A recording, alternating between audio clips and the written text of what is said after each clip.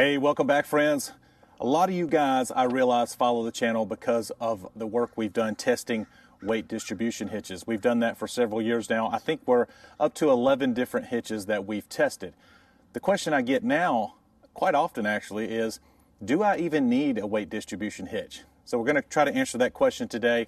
There's a lot more that goes into it that you might think. I've got information from the truck manufacturers here. I've got information for some of the hitch manufacturers here about whether or not you need one of these things. And we're going to cover a few things like, do you need one? Do you want one? Or are you required to have one? So those are all a little bit different. Before we get started, help us pay some bills. Check out today's video sponsor. Today's video is brought to you by rvmattress.com, a Brooklyn bedding brand. So our family has enjoyed RV Mattress by Brooklyn Bedding's mattresses for over a year now. We love them and we're confident you will as well. This particular model is called the Dream Foam Essential, which just won Good Housekeeping's 2023 Family Travel Award for having a big variety of sizes without sacrificing comfort, making it the perfect mattress on the road.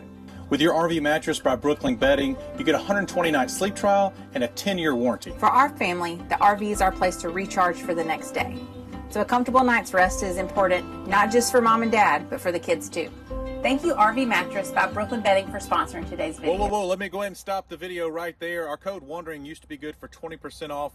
Moving forward, it's now good for 30% off over at rvmattress.com. Again, code WANDERING. We really do use these mattresses and we really do enjoy them.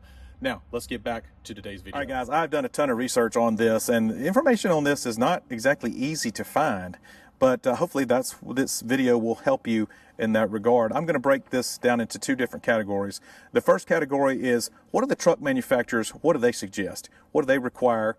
We're going to talk about that. Some of it's very vague information, and I'm going to tell you that vague information, and we won't get a solid answer sometimes. And then the second category is, what do the hitch manufacturers want you to do? So what are their suggestions? Obviously, they've got all their skin in the game. They want to sell you these things. What do they suggest? Let's start with the truck manufacturers. I did Chevrolet, Ram, and Ford. You guys know I'm a Ford guy, but heck, let's have some fun and start with Chevy. Chevy trucks, very vague. Couldn't get any information about whether or not they recommend anything about weight distribution hitches. Okay, I'm just going to call them hitches from here on out because for some reason, weight distribution hitches starts to sound weird after a while. So as far as hitches are concerned, they don't have any recommendations on the truck side of things, but they do acknowledge that they exist, and they actually require them with their Chevy vans. So anything over 5,000 pounds, trailer-wise, with their vans, a hitch is required, okay? And one with sway control, actually. So there you go. But that's the only thing I can get from Chevy or GMC, all right? Ford F-150. So Chevy included Chevy HD, by the way. So Chevy 1500, 2500 series, I included both of those in that statement. Now, Ford F-150, they're half-ton models. It's very clear. Anything over 5,000 pounds, you are required. It says do not exceed. So it's very clear in that language, but you're required to have a hitch. So anything over 5,000 pounds with an F-150, you're required to have a hitch. It's not a recommendation. It's very clear. It says do not exceed trailer weight of 5,000 pounds without a hitch. All right.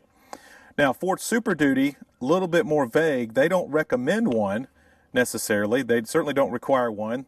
I'm talking about the F-250s, F-350s, etc. But they do tell you if you are using one that you need to use 50% front axle load restoration. So what that is how much weight are you restoring back to the front axle. You know, that's what these things do. They kind of work as a wheelbarrow to relieve some weight here and place it back on the front axle and back to your trailer axles.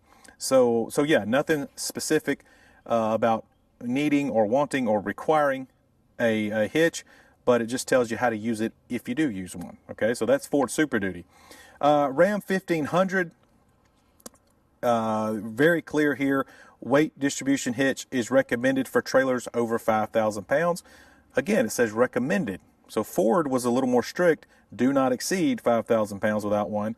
Here, if you're exceeding 5,000 pounds, they recommend one. So not required, but recommended with Ram. Ram HD makes no mention of weight distribution hitches. Now, what do the hitch manufacturers say? And I've got Fastway here, they have been in the game a long time. The Equalizer hitch, I know a lot of you guys know about that hitch. It's been around forever. Camping World, Blue Ox, Chevy Dealer, they all kind of say the same thing basically. All right, they recommend you have a hitch if the weight of your trailer is half or more of your truck weight. So if your trailer weighs half or more than your truck, they recommend you have a hitch. Now, if your trailer weighs more than your truck, they feel like it's now a requirement. They say it's a must-have if your trailer weighs more than your truck. That's the gist of this. So that's the gist of all of this. Me not trying to read this off of this paper. Now, I did reach down and I dug kind of deep and I tried to find something from Chevrolet. Okay, I was just really disappointed. It was hard to find anything from Chevrolet, the actual Chevy site. All right, the GMC site, Chevrolet site.